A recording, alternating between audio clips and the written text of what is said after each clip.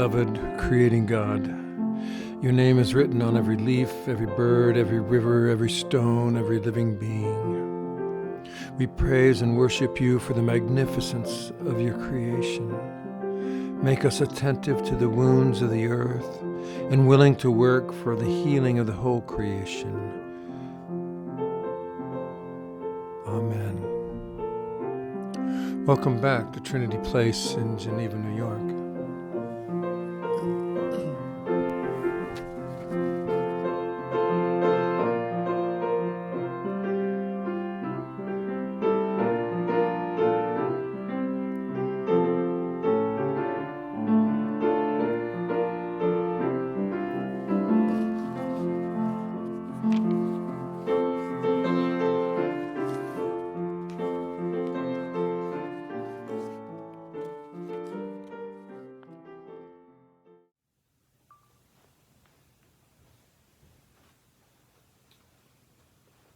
Welcome.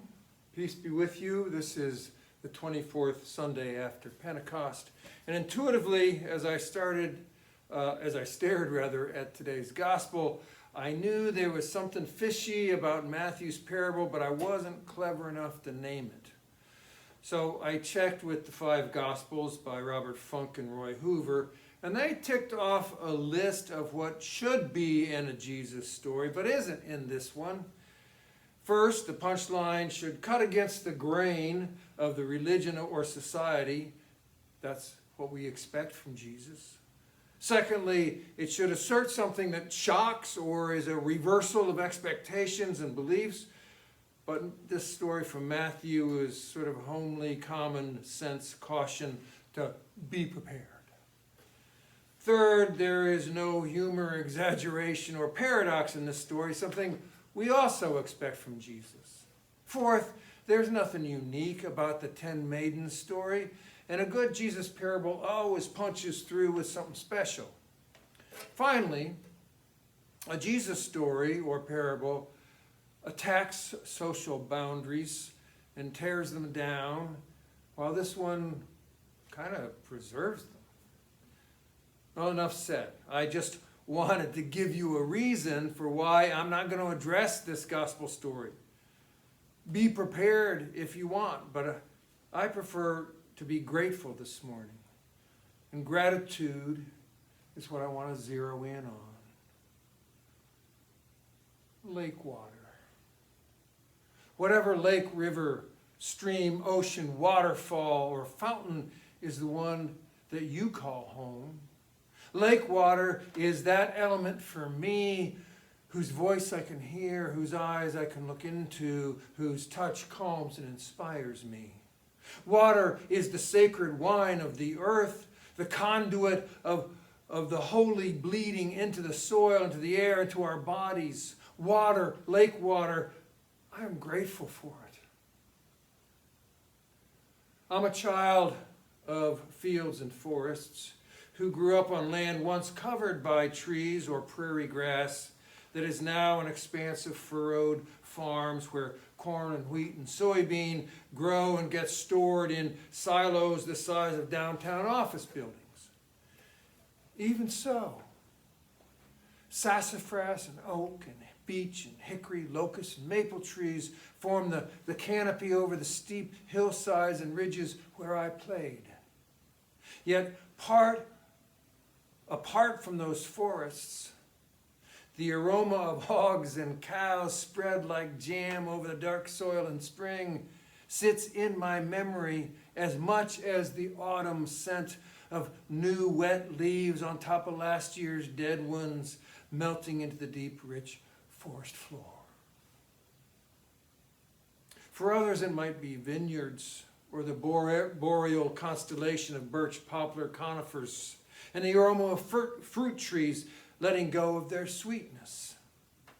Whatever it is, I am grateful for forests and for fields. Green, brilliant spring grass green with canary yellow dandelions by the thousands. and dark spruce green and pale ivy green and 37 shades of green seen on any summer day looking out your window from your porch. So many shades of green, but not green only. Dark brown dirt, the dingy brown corn stalks, the sloppy brown mud, the milky coffee mud puddle brown, the rippled rough tree bark brown, shades and shades of green and brown, but also blue. Blue sky and water, so many shades of blue layered from the horizon far, far, far up above. I'm grateful for color. I'm grateful for touch. My dog's muzzle nuzzling my cheek, Katie's hand just reminding me she's there, a hug on Sunday morning at the door to say, I'm happy to see you. Silk and soft wood worked to the smooth of a baby's bottom and a fuzzy tennis ball, or the warm, soft freshness of a newborn skull. So much to touch and be touched by. I am grateful. I'm grateful for touching and being touched. Oh, and the imagination. What would the insides of our brains be without imagination?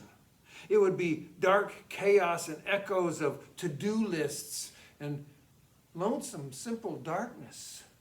But imagination, imagining light when surrounded by a kind of darkness, whether it be the time of day darkness or the human kind of darkness. Or imagining faces of those we haven't seen for a long time, or maybe a very long time and we'll never see again. Imagining how some of those who we lost would smile or react at something that gave us pleasure in the moment. Imagining a solution to a problem, or imagining a problem without a solution, or imagining a new character who presents a problem to the other characters you've already imagined in a story that's full of imagination. Or imagining a sermon when all you've got to work on is Matthew's story, the 10 maidens. I am grateful for imagination. A dog, a cat, a naked mole rat. A friend of old and those who are new. The blood that runs through family and the family that isn't blood. Those we gather with and the gatherings we count on to be with one another. I am grateful for all of that. I am grateful most of the time, all the time, for the God who whispers when I least expect it, or clobbers me on the head when I most need to understand something I've been resisting. That God, the God whose small light illuminates the deepest darkness and whose great lights shine from the beginning of time all the way to now. That God, the God who holds me and knows me by name, even as it holds the Milky Way and breathes love on Neptune. That God in whose wisdom and love and presence I am somehow able to sit with hope, even as others I know well seem so hopeless. I am grateful for that God and the hope that that God has given me to always carry in my back pocket. And one more, though I could go on and on. I'm grateful for the cosmos that our teeny tiny planet is swallowed up in. The one whose stars cannot be numbered and whose dark matter cannot be seen and whose beginning is only a theory and whose mysteries are more in number than the sand.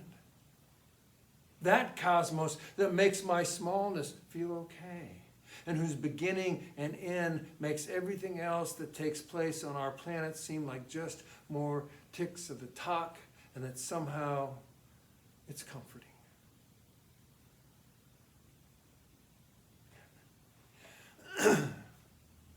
So you've heard me say this before, especially those who have been with me at a funeral. Gratitude heals grief. Not all at once, but over time. And we have grief. Oh, do we have grief? You and I have lost so much over the years. We probably can't even count the number of family and friends who we have lost to death, and others we simply do not get to see very often anymore. But on top of all those loves, Those of us who have added a few years here and there have lost parts or functions of our bodies, things that hurt now that didn't used to, or don't work now that used to work just fine, or capacities that are limited but which used to seem limitless. We grieve, whether loudly or quietly to ourselves, for those parts of ourselves. And for anyone listening who isn't that old yet, use the imagination I was just giving thanks for, because you've lost bits and pieces too, just not enough yet to work through the denial. Anyway, we have grief. We look around and listen to the way the world is, the way our nation is, the way our town is, the way our neighborhood is, and we can remember when we thought we would be better than this. So we grieve for what we had hoped for or believed in or simply desired, but know is beyond our reach at this moment. Grief is the counterweight to joy, and we have joy too, but joy doesn't come in the same abundance as grief does. Maybe sometimes it does, but I think grief runs through our lives like water, and joy visits us like the sound of water moving in and out of earshot. But thankfully, gratitude heals grief. Even what begins as an all-encompassing grief gets whittled down over time when it's held in gratitude. What once felt so painful we had to live in the fog to get by mellows with gratitude, so that we begin to remember the one or the thing that was lost, but now remember it for them with joy, with humor, with appreciation. There will always be grief for those that we love most, but one day we will suddenly realize that our grief is held in our gratitude rather than the other way around. So gratitude, what we are thankful for, is not just a nice sentiment that comes once a year with turkey legs and gravy. It is an active ingredient in the life of those who wish to live life more abundantly. Without the capacity to call up and touch and rise up our gratitude, we will have a much smaller, more brittle, and much less abundant life. Thus my wacky and highly personal list of the things I'm grateful for. I hope that in the course of my spewing forth gratitude, that your gratitude has been kicked up like dust in a whirlwind. I hope that my strange little list of Thanksgivings poke you to think about yours, and if not, that when you go home and you're waiting for the Bills to play tonight, you will suddenly remember this litany of Thanksgiving, and it will rock you into your own. And now, finally, I am grateful for a message I received this week from someone in another state who worships with us each week through our YouTube videos. Serendipitously, or maybe not so, this person emailed me a list of what she is grateful for on the very afternoon I was writing this sermon on gratitude. She wrote that she's grateful for, quote, drawing down the holy and those being present with her through the years, simple presence. And she wrote, picturing the ground laden with fallen persimmons, ready to be pulped for the harvest pudding and a 1964 State Fair purple ribbon winning recipe. And she wrote, for the gift of closing my eyes and listening to Lisa's soul through her fingertips. She may replay When Summer Ends anytime she wants for me. So I am grateful for this little community, how it travels farther and farther than we can ever imagine. I am grateful to you. Thank you, and peace be with you.